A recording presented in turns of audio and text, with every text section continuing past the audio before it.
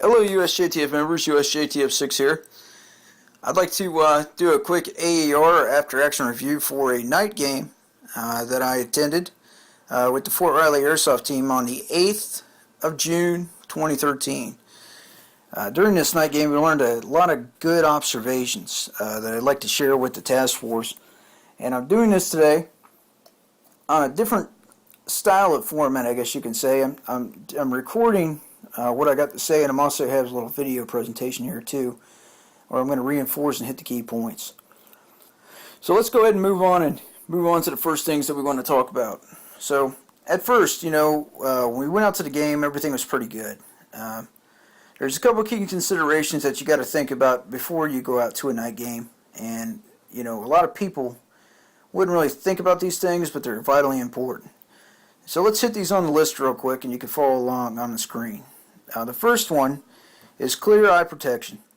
Alright, a lot of guys, they go out there, they have one set of eye pro, and it's either a shaded set of eye pro or it's, tinted or something like that. When you're playing at a night game, you have to understand that it's vitally important that you wear clear eye protection. We had a couple members from our team come out that were wearing these shaded glasses, and they're having a very hard time seeing the enemy out there. So we had a couple sets to give them, so we gave them some clear eye pro. So clear eye pro is number one that you definitely need. Two is some kind of a mounted flashlight on your weapon. When I mean a mounted flashlight, it doesn't have to be a surefire $200 flashlight. I mean, you can go to Walmart, get you some electrical tape, and mount something with a rear push button bit on the flashlight. I suggest something with the high lumens rate, so you can see past 50-60 feet. You basically want your flashlight to go past your maximum engagement range of your weapon. And you also want it to be bright, and we'll get into that here in a little bit. Now, the next thing I'd highly suggest, which would be number 3, is a laser component, a green or red laser. During the nighttime, we had a lot of guys out there that were engaging targets with the lasers. And what we've seen is before we actually started using the lasers, we were actually shooting about 1 foot, or if you even want to say it, 1 meter higher than what we were actually intending to shoot, because the parallax in your eye, because there's no light refracting off it, gives you a different kind of what would I say, a line of sight on your weapon. So we easily corrected that with the guys with no lasers by shooting at the kneecap level or at the waist level on a target, and that actually brought that back to center mass. Lasers are incredibly effective from what we've seen out there. They provided excellent target acquisition, and they put round center mass on a target. I mean, most of our guys, we mount our lasers up 1 inch above the barrel. And what that does is when we put that laser center mass on a target in the middle of the night and we pull the trigger, you can actually see that. Also with the laser beam, it has an added bonus, because if you put it above your barrel at night, what it does is it actually takes the BB and illuminates it when it comes out of the barrel. Now it only comes out you can only see it about 6 inches when it comes out of the barrel, but it does give you a certain sense of flight trajectory, and it also shows that you're actually shooting. So that's of vital importance. The other factors with equipment that we ran into out there, of course, were marking and signaling devices, which would be number 5 that we'll talk about right now. And when I talk about marking and signaling devices, I was basically referring to things such as chem lights. If a building was clear, we'd mark it with a green chem light. If it was not clear, we'd mark it with a red chem light. This gave us a good visual representation of what we have cleared and what we have not cleared. So those key components to night fighting led us into the next section of our AAR, which of course you see here. We're starting a new slide, and that's actually the movement phase. We just talked about kind of the shooting. Now we're moving into the moving. At night we realized that it's a very important factor, and this is the first factor, that you stay together. You have to maintain visual contact with the units out there that you have. And it's vitally important that you maintain that visual contact. We had a couple situations during the first bit of the game where we had some friendly fire incidents because guys were going forward of their forces that they were participating with, and we didn't have a very good target identification method to see who was friendly and who was enemy. And you think it would be easy, of course, because you could see somebody pointing a weapon one way or another, but in the middle of the night, it's very difficult. So you have to stick together. Number two, at nighttime, we realized that you have to have a very good plan of action. Things have to be laid out to the exact standards of what building you're going to, how many people are going there, what each person's going to cover when they move from building to building. Those specifics have to be very clear because you have to know without a doubt in your mind that the guy on your left or your guy on your right is coordinating those movements with you. And of course, coming back to number one, you have to have visual identification of the target or what you're going into. We did this also at chem lights. We added chem lights to personnel and stuff like that in a very inconspicuous manner, so we could tell who was on each side, and we usually put it on the rear face that would be facing towards the enemy compared to the front side. With movement, also at night, we definitely realized that movement from one location to another was the time it took to move from one location to another was cut down significantly.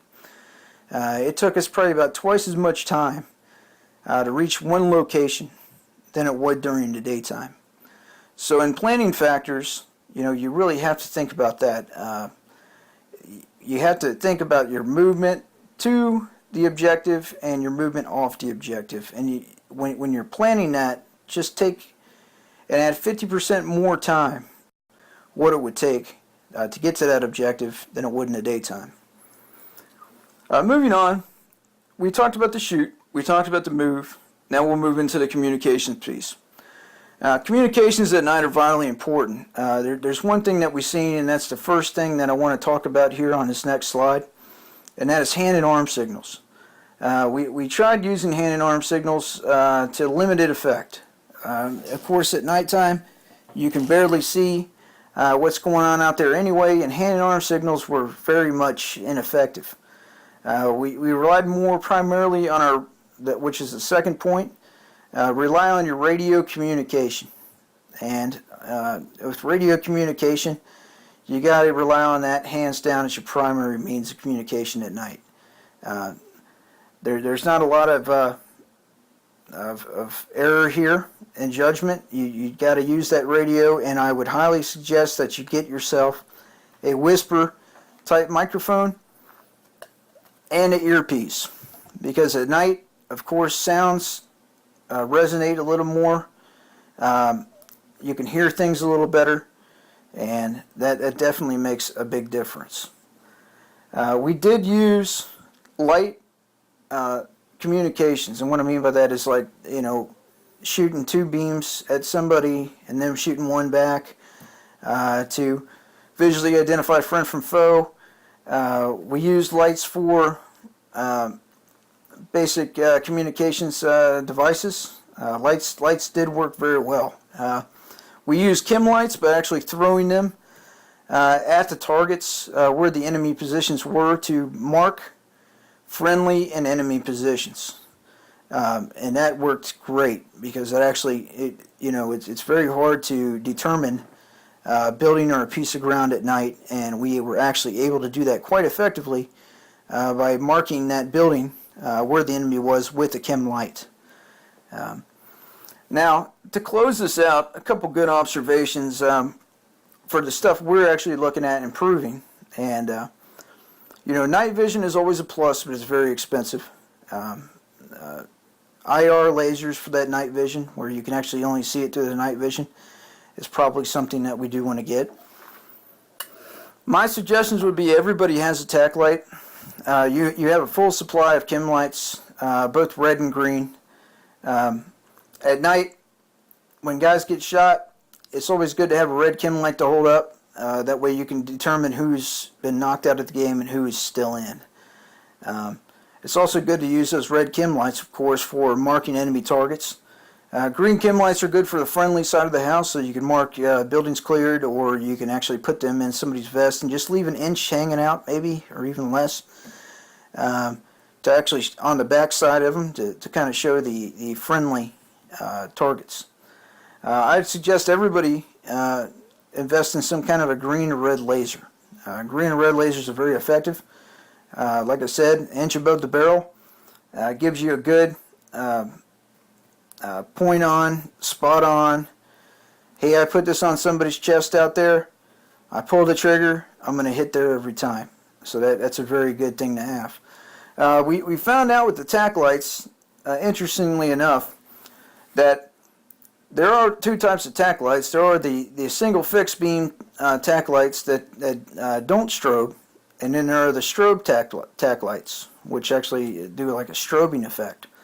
What we actually found out there was that with the single beam light, when you entered a room or you shine it at somebody, they could still see you through the light because there wasn't any ambient effects around them to see past. What we did find out was with the strobe lights, it has about twice as much effect on the enemy target, and they actually have a hard time identifying or seeing you entering a room or a building. So I'd highly suggest the strobes as well for tack light usage. But other than that, the game was an excellent success. I'd like to thank the Fort Riley Airsoft Team for having me out for that game and giving you this opportunity to show you these trends and observations. And I hope that this AAR proves useful for you guys that like going out there and fighting at night. So until next time, this is USJTF 6 signing out.